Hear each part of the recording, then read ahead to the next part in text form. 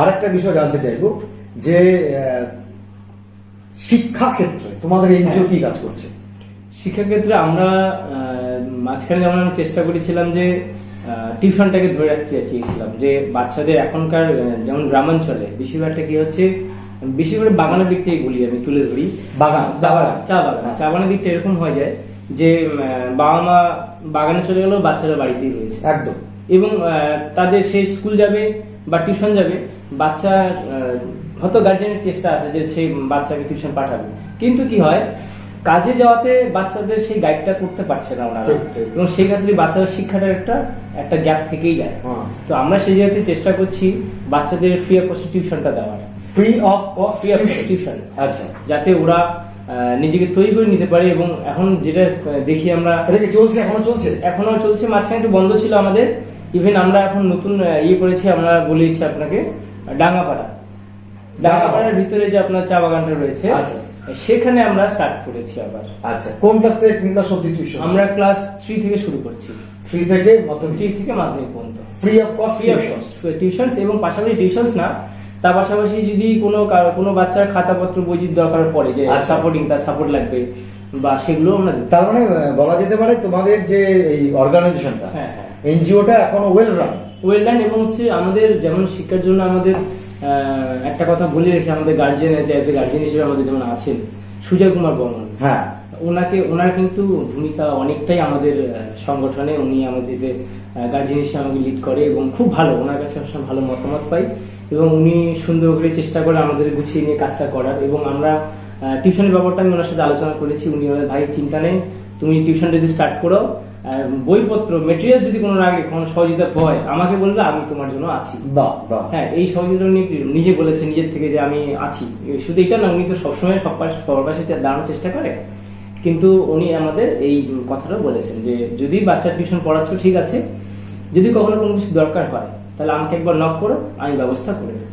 আচ্ছা, এটা গেলো তোমার অর্গানাইজেশনের পার্ট। হ্যাঁ, এবার তোমাকে পার্সোনাল, তোমার সময় নেই আমি জানি, তুমি খুব ব্যস্ত মানুষ, আমাকেও যেতে হবে, তার মধ্যে একটু কথা বলবি, গল্প করতে করতে কথা, যে তাইকোন্ডুতে যতদূর আমি জানি জলপাইগুড়িতে এখন তুমি খুব ভালো পজিশনে শেখাচ্ছ, কোথায় তোমার ক্যাম্প চলছে? আমার অ্যাকচুয়ালি আমাদের মেইন অফিস রাজবাড়ি পাড়া, এবং পাশাপাশি আমরা কয়েকটা সেন্টার আছে, 21টার মতো সেন্টার। নাম কি সংস্থাটার?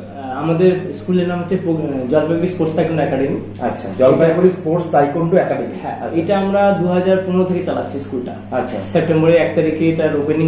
কয়জন তোমরা ট্রেনার আছে?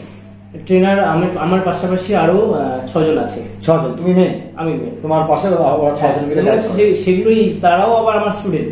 আচ্ছা, তারা তোমার স্টুডেন্ট। কারণ চাই মনে করি যে আমার ছাত্ররা কোথায় যাবে।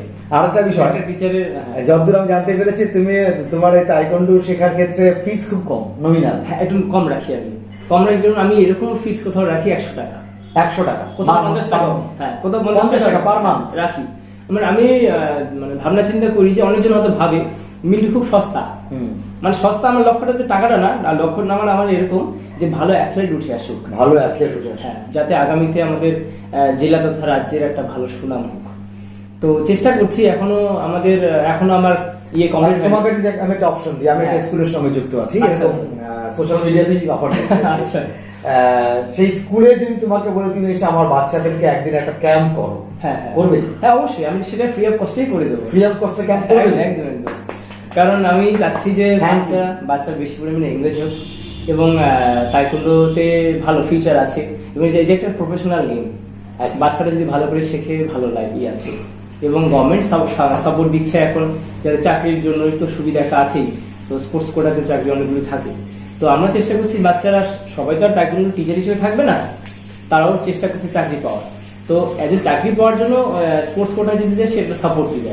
হ্যাঁ, এবং আমি যে আপনাকে প্রথমে যেটা বললাম যে আমার যে সিনিয়র যারা স্টুডেন্ট, যারা টিচারে যে আছে, তারা আমার স্টুডেন্টই। আমি মনে করতাম যে তারা কোথায় যাবে, আর তাদের প্ল্যাটফর্ম দরকার। তো এবার আমি একটা ওয়ে করেছি যাতে ওদের লাইফটা যদি ইজি হয়। আচ্ছা, হ্যাঁ, প্রত্যেকের লাইফে চ্যালেঞ্জ আছে, কিন্তু আমি যে সাপোর্টটা সেটা পাইনি।